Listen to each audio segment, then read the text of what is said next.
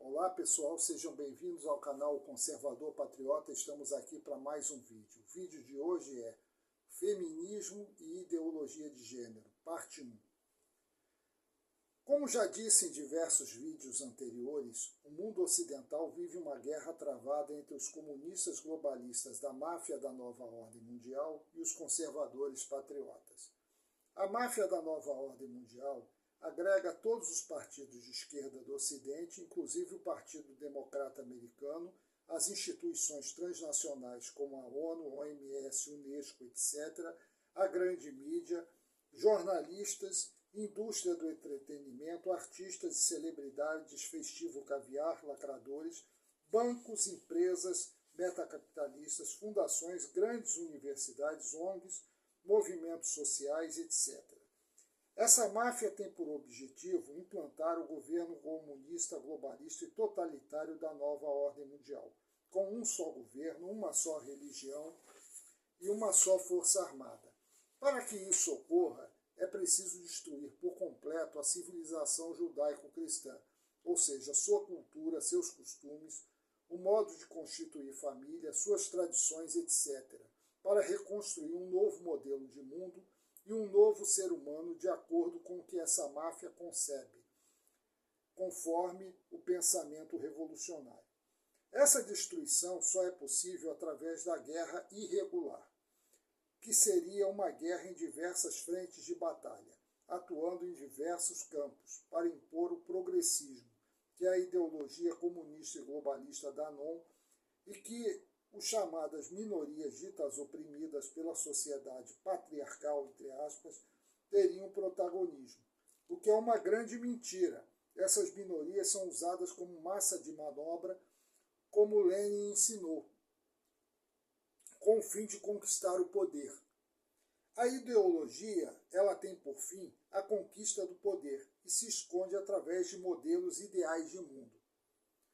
Dentre as frentes de batalha na guerra irregular existe a guerra cultural, que tem por objetivo direto a destruição da cultura ocidental judaico-cristã, operando através da crítica severa e implacável à sociedade ocidental e a implantação de um pensamento hegemônico de uma nova cultura, que seria o progressismo, ao estilo da estratégia gramsciana. Quem quiser, veja os vídeos anteriores do canal que fala sobre hegemonia cultural e guerra cultural. Um dos instrumentos utilizados na guerra cultural são os movimentos sociais de minorias oprimidas, tais como movimentos feministas, LGBTQ, movimento negro, povos originários, etc. O movimento feminista é um dos mais terríveis e perigosos movimentos contraculturais já inventados para destruir a nossa sociedade. O que é o feminismo? É um movimento feito pelas mulheres com o propósito de reclamar os direitos que os homens possuem para que esses mesmos direitos sejam destinados às mulheres de maneira equitativa e igualitária. Essa é a definição clássica desse movimento, que no início tinha essa intenção. O movimento feminista, que tinha por objetivo inicial a equidade dos direitos entre homens e mulheres, vai se desvirtuando e suas ideias começam a serem deturpadas e deformadas com a apropriação desse movimento pela esquerda, mais precisamente pelo movimento comunista e pela máfia da nova ordem mundial. Por isso, o feminismo não pode ser tido como uma ideologia unívoca em sua história, mas através de ondas que se vão sucedendo uma atrás da outra através da história e que levam consigo importantes mudanças políticas, teóricas em relação às suas predecessoras. Então, o que é o feminismo? O feminismo era um movimento para equalizar os direitos entre homens e mulheres, porque realmente as mulheres não tinham direitos preservados até o século XIX. Havia o direito ao voto, o direito à manifestação do pensamento, era muito restrito. Mas o que aconteceu? Esse movimento ele foi se depreciando, porque ele foi apropriado pelos comunistas. E aí começou um processo de destruição desse movimento, e esse movimento hoje virou uma forma da máfia da nova ordem mundial destruir a família, destruir os valores judaicos cristãos, como nós veremos nos próximos itens que eu ler aqui e nos próximos vídeos, porque vai ter uma continuidade. Hoje é a primeira parte. Primeira onda do feminismo.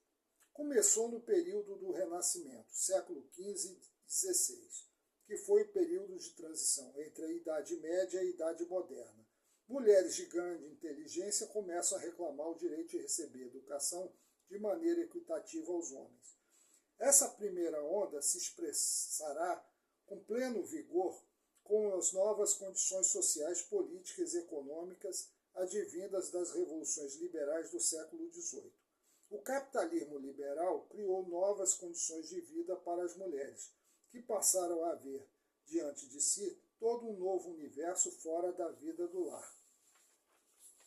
Essa primeira onda do feminismo tinha por fim o acesso à cidadania por parte da mulher, o direito à participação política e o direito ao acesso à educação. Vários são os escritores e filósofos desse período, que escreveram sobre a emancipação da mulher, dentre eles Voltaire, Diderot, Montesquieu e Condorcet.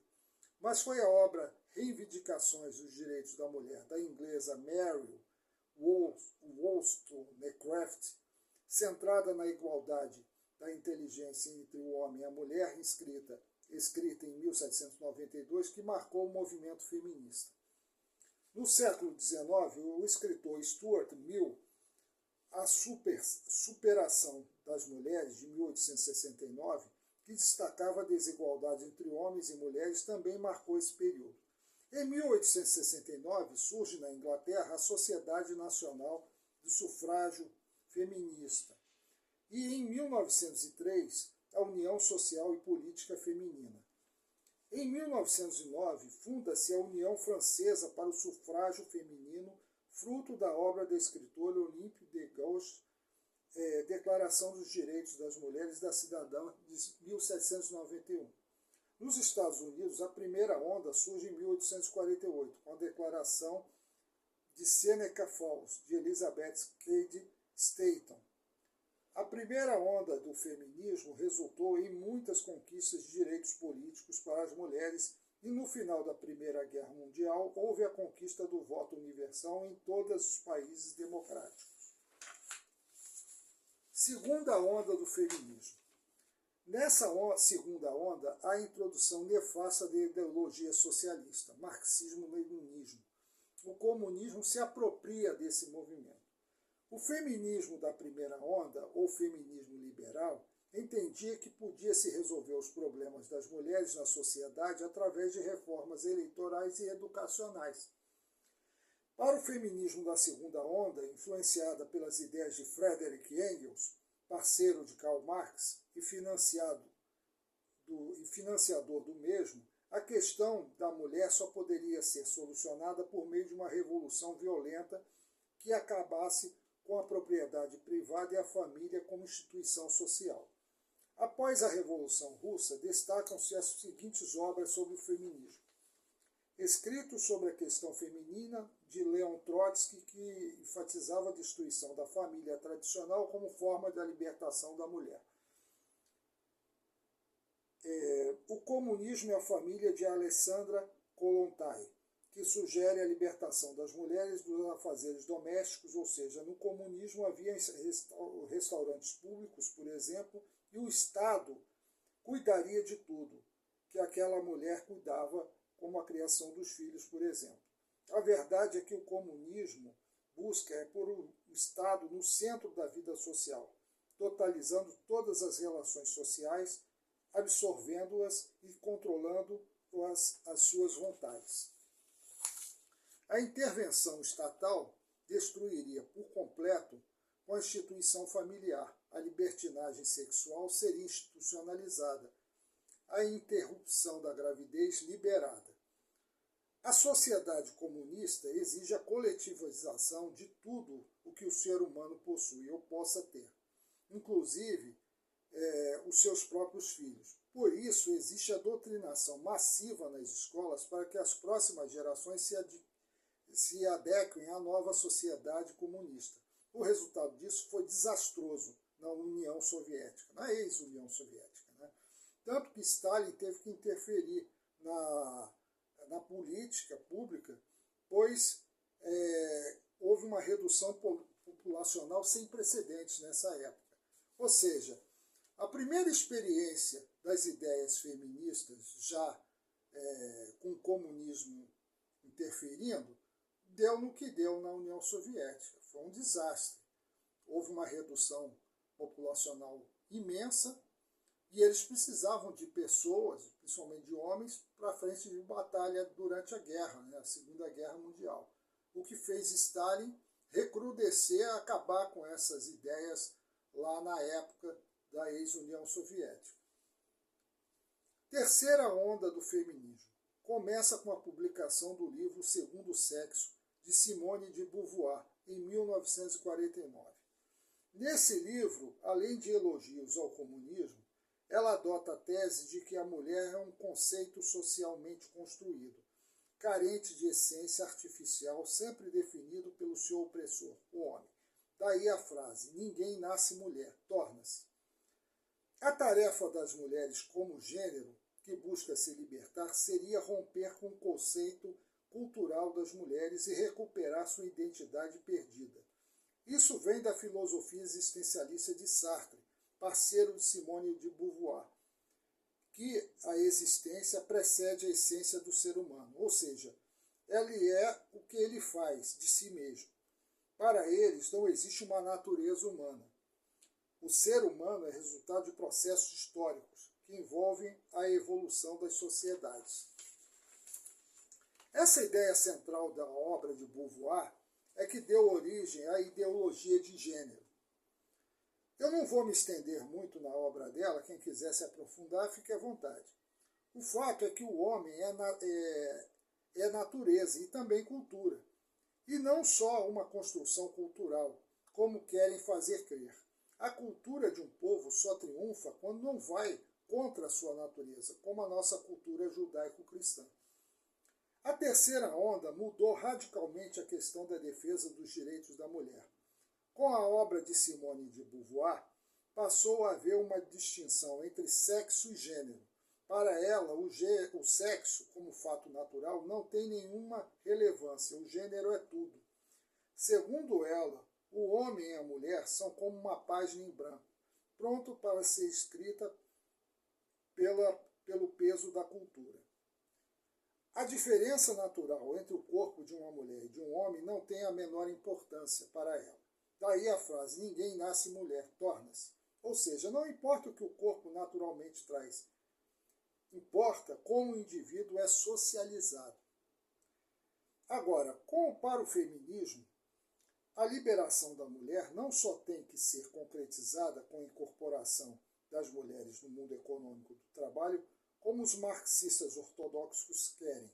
Tem que haver a destruição da superestrutura cultural, moral, religiosa, ideológica, legal e familiar.